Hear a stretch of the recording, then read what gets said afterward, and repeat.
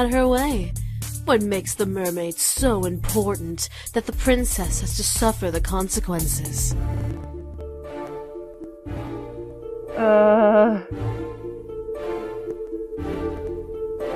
Doesn't matter what happens to the princess.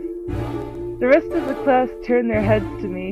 Naomi and Suzu looked at me with equally surprised looks. I kept my eyes to Diana.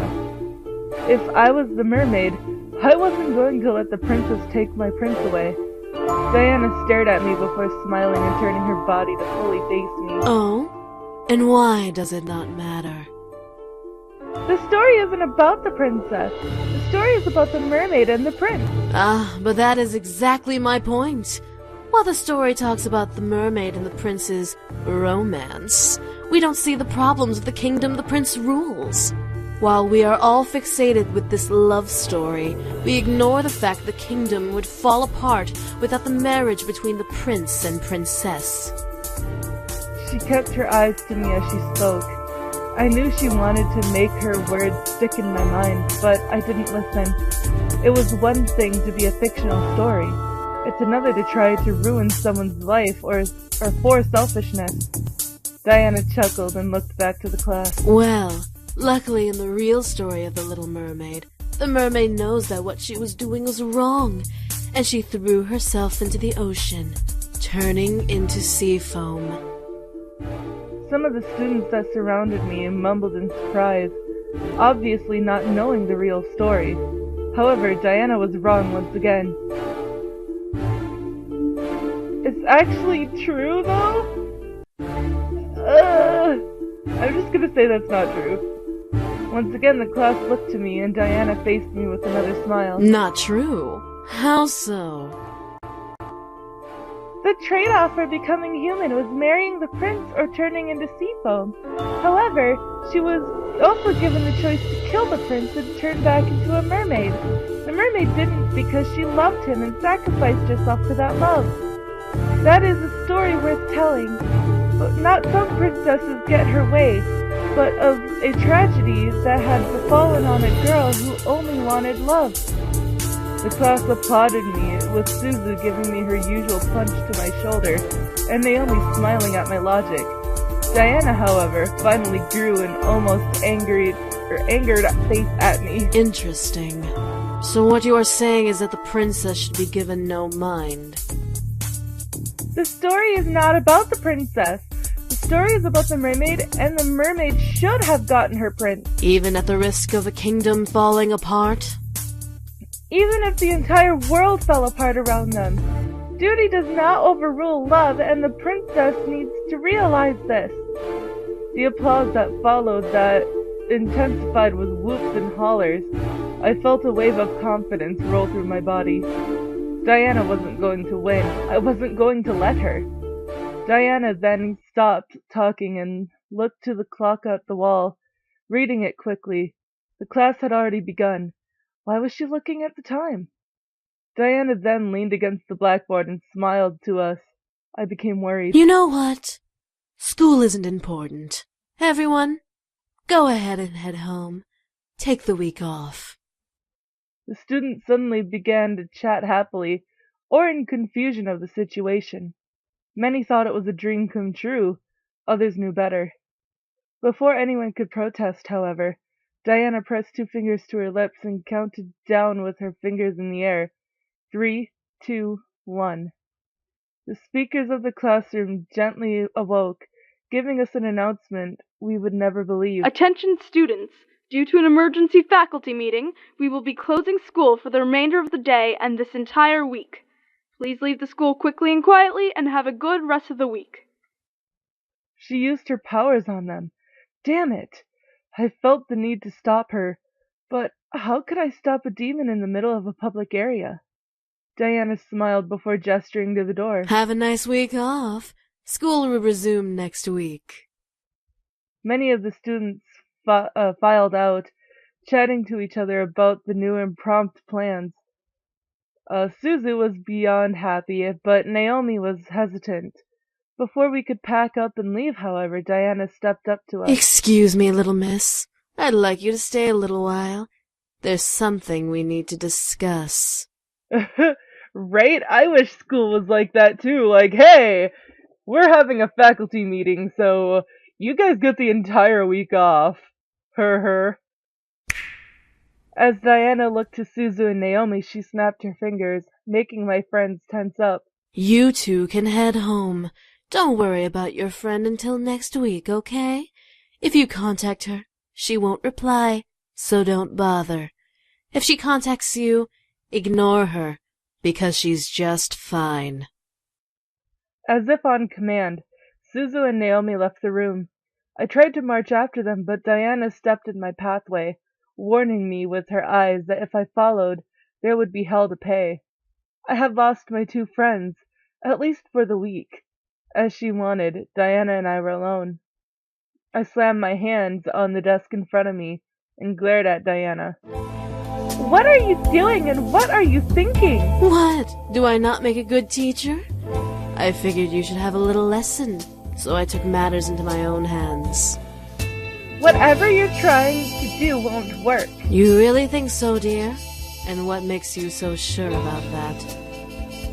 What was making me so sure? Why was I confident? Were the boys worth it? My thoughts began to fill with doubt. All of the uncertainties about this whole ordeal began to cloud my mind. If the boys were ever found out, there'd be hell to pay. Was it worth it? What about Diana? What would she do to me? Would she make my parents forget about me completely? Would she ruin my friend's life out of spite? In my gut, I felt the stone of confidence try to fight back, but the heaviness of my thoughts began to dissolve that stone little by little. What was going on with me? I looked up at Diana once again to see her gaze boring into my eyes. She was using her powers on me. This time, I was away from home, so I couldn't escape. Or could I? Did I want to? The way she stared at me made me feel warm and fuzzy inside my chest. I felt like melting. Diana lifted a hand under my chin and ran her thumb over my lips, licking her own. I could feel little shots of energy zipping from under my skin into my chin where she held me. Now, let's have a little taste of that sweet, virginal sexual energy. Oh dear God. I watched as she leaned in, ready to kiss me and take my energy. Half of my body felt elation at the idea. The other half completely rejected it and didn't want her to even touch me. Eric! Suddenly, Diana stopped in her tracks. Eric? Who is... It then dawned on her. Ah, one of the boys. Why did you tell me which boy is Eric? I felt myself nod in compliance. The second... Diana giggled in reply before letting go of my face and stepping back. Really? The sly second? With you? I nodded once again, but this time partly in my own decision to reply. Diana let out a sound that mirrored a cat's purr before stepping back away from me. All right, then. Well, if it's the second son you're infatuated with, you should really rethink your romantic options. Diana chuckled before kissing my nose, where I felt a shot of energy zap out of my body, almost making me dizzy and recoil. Diana then turned to the desk and sat on the wood, crossing her legs. You can go now. Remember, no class for the rest of the week. And how am I supposed to get home? My two friends left me here thanks to you. Oh, were they your ride? My apologies. Let me help then. Diana then lifted her hand and snapped her fingers. I suddenly felt the floor sink from underneath me, forcing me to look down. A purple pentagram surrounded my feet, pulling me into the ground. Whoa! Before I could fight, however, I sank fully into the floor, fading into darkness and shutting my eyes. As I opened them, I felt my silk sheets around me, soothing my anxiety from the darkness that had previously surrounded me. What the? Why did Diana bring me home? Was this an illusion? Was I being tricked? Something was going on. I sat up in bed, looking around me. I was indeed in my room. There was no mistake about that. Why? Diana is too strange. Was this a game? Was this part of her plan to get the boys back? I was lost and confused more than ever, despite my logical thought, trying to piece the puzzle that is Diana together. The more I tried to solve her, the less I understood about the situation I was in. I was interrupted, however, by my door suddenly opening, revealing the boys with Damien's hand on the doorknob. Miss, what are you doing here? Aren't you supposed to be in school?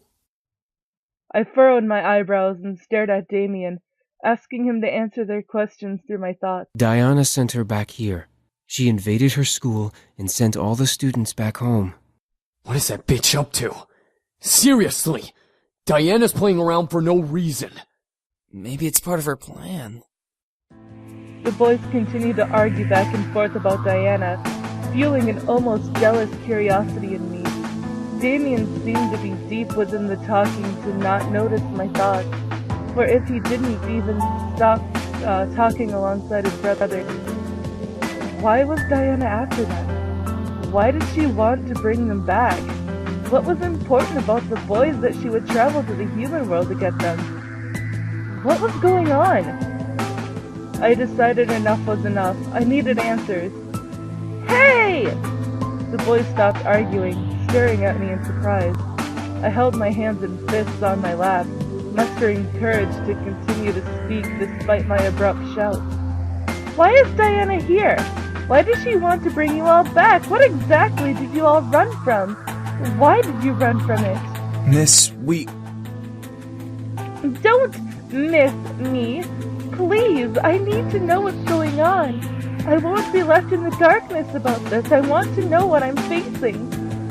The boys looked at each other hesitantly, unsure of what to reply. Finally, Sam pushed Damien towards the bed, making him buckle and land on his knees with his torso over the edge of the mattress. Damien, do the thing. What? Oh no! What the fuck? The thing? What thing? Sam, you're not suggesting. Why not? She deserves to know everything, especially if Diana is targeting her. Sam's right.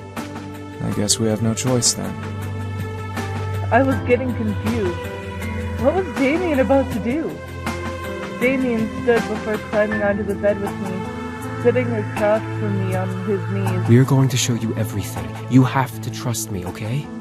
The minute you stop trusting me, the vision will stop. Vision?